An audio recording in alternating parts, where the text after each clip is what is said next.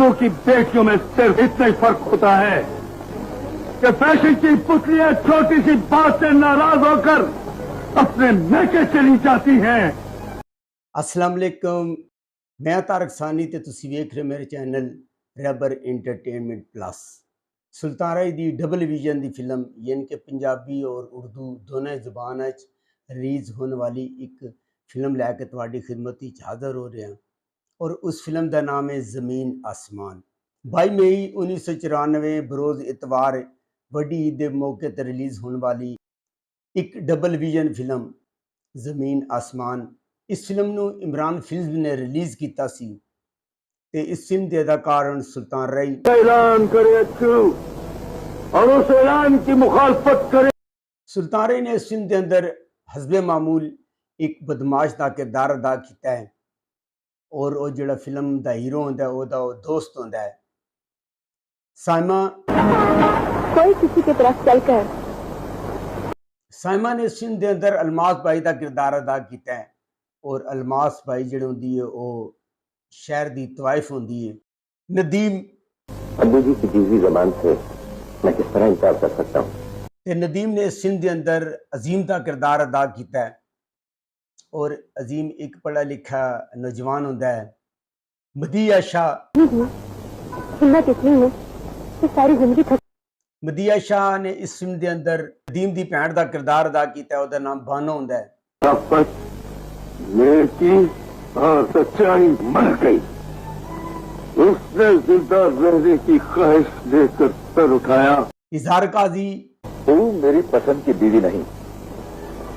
सिर्फ इजहार काजी ने इस फिल्म के अंदर इमरान का किरदार अदा किया है।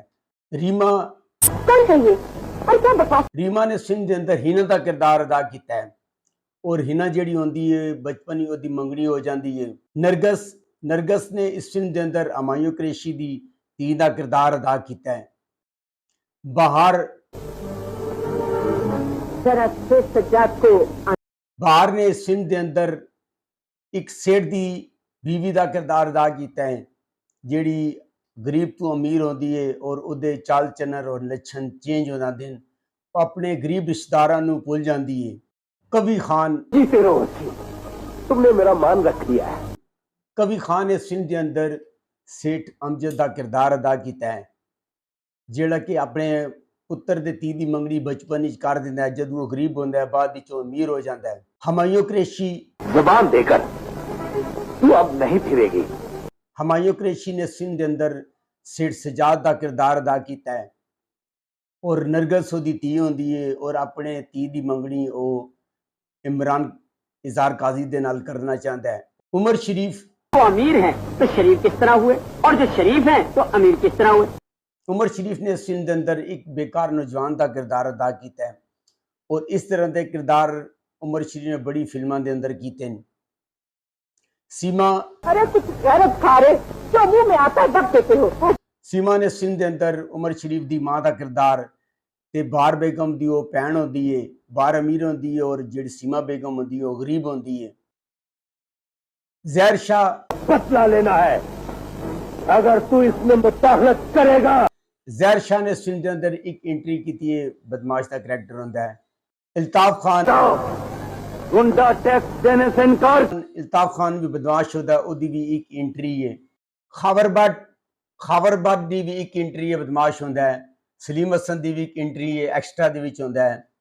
अफशा कुरैशी अच्छा आखिर ये नजर कहाँ। बार बेगम की सहेली होती है और ओदा भी एक सीन है। शफकत चीमा अच्छे पे मान करके तूने मौत से और शफकत चीमा की भी एक एंट्री है, वो बदमाश होता है। इस फिल्म के हिदायतकार हसनैन। इस कहानी को लिखा है बशीर नियाज ने।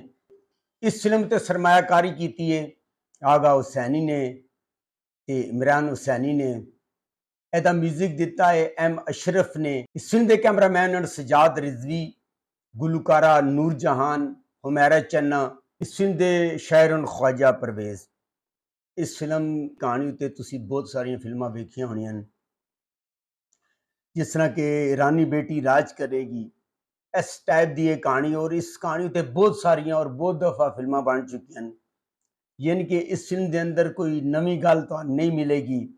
ਔਰ ਸੁਲਤਾਨ ਰਾਏ ਦਾ ਜਿਹੜਾ ਕੰਮ ਹੈ ਉਹ ਕਾਲੇ ਚੋਰ ਹੀ ਤੁਸੀਂ ਦੇਖਾਂਗੇ। ਕਾਲੇ ਚੋਰ ਦੀ ਕਾਮਯਾਬੀ ਤੋਂ ਬਾਅਦ ਇੱਕ ਸਿਲਸਿਲਾ ਚੱਲਿਆ ਸੀ ਕਿ ਸੁਲਤਾਨ ਰਾਏ ਨੂੰ ਛੋਟੇ ਮੋਟੇ ਕਰੈਕਟਰ ਵਾਸਤੇ ਫਿਲਮ ਵਿੱਚ ਸ਼ਾਮਲ ਕਰ ਦਿੱਤਾ ਜਾਂਦਾ ਸੀ ਤਾਂ ਕਿ ਫਿਲਮ ਦੀ ਵੈਲਿਊ ਵਧਾ ਕੇ ਉਸ ਨੂੰ ਮਾਰਕੀਟ ਵਿੱਚ ਫਰੋਖਤ ਕੀਤਾ ਜਾ ਸਕੇ, ਸਰਕਟ ਹੀ ਰਿਲੀਜ਼ ਕੀਤਾ ਜਾ ਸਕੇ।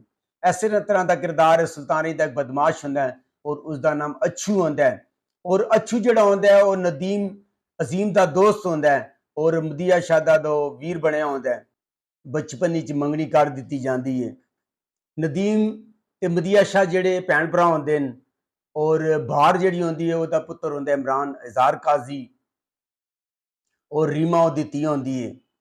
ਔਰ ਉਮਰ ਸ਼ਰੀਫ ਜਿਹੜਾ ਹੁੰਦਾ ਹੈ ਉਹ ਬਾਹਰ ਦਾ ਯਾਨੀ ਕਿ ਭਾਂਜਾ ਲੱਗਦਾ ਉਹਦੀ ਭੈਣ ਦਾ ਪੁੱਤਰ ਹੁੰਦਾ ਹੈ, ਲੇਕਿਨ ਸੀਮਾ ਗਰੀਬ ਹੁੰਦੀ ਹੈ ਔਰ ਬਾਹਰ ਜਿਹੜੀ ਹੁੰਦੀ ਉਹ ਅਮੀਰ ਹੁੰਦੀ ਹੈ ਔਰ ਉਹ ਇਹਨਾਂ ਸਾਰੇ ਰਿਸ਼ਤਿਆਂ ਨੂੰ ਨਹੀਂ ਮੰਨਦੀ। ਨਰਗਸ ਜਿਹੜੀ ਹੁੰਦੀ ਹੈ ਉਹ ਸੇਠ ਦੀ ਧੀ ਹੁੰਦੀ ਹੈ। ਸੇਠ ਦਾ ਕਿਰਦਾਰ ਅਦਾਕਾਰ ਹਮਾਯੂੰ ਕੁਰੈਸ਼ੀ ਨੇ ਅਦਾ ਕੀਤਾ ਹੈ ਔਰ ਬਾਹਰ ਦੀ ਜਿਹੜੀ ਖੁਆਇਸ਼ ਹੁੰਦੀ ਹੈ, ਕਿਉਂਕਿ ਜਿਹੜਾ ਹਮਾਯੂੰ ਕੁਰੈਸ਼ੀ ਹੁੰਦਾ ਇੱਕ ਅਮੀਰ ਕਬੀਰ ਇਨਸਾਨ ਹੁੰਦਾ ਹੈ ਤੇ ਬਾਹਰ ਦੀ ਖੁਆਇਸ਼ ਹੁੰਦੀ ਹੈ ਕਿ ਉਹਦੇ ਪੁੱਤਰ ਦੀ ਮੰਗਣੀ ਨਰਗਸ ਨਾਲ ਕੀਤੀ ਜਾਏ।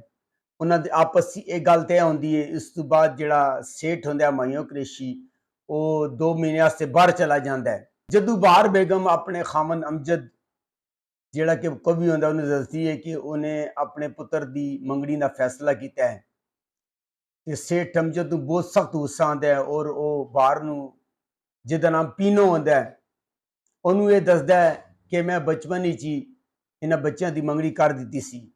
ਫਿਰ ਇਸ ਤਰ੍ਹਾਂ ਇੱਕ ਨਵੀਂ ਕਹਾਣੀ ਸਟਾਰਟ ਹੁੰਦੀ ਹੈ। ਉਹ ਸ਼ਾਦੀ ਕਰਕੇ ਲੈ ਕੇ ਚਲੇ ਜਾਂਦੇ ਨੇ ਮਦੀਆ ਸ਼ਾਹ ਨੂੰ। ਮਦੀਆ ਸ਼ਾਹ ਤੇ ਜ਼ੁਲਮ ਹੁੰਦੇ ਨੇ।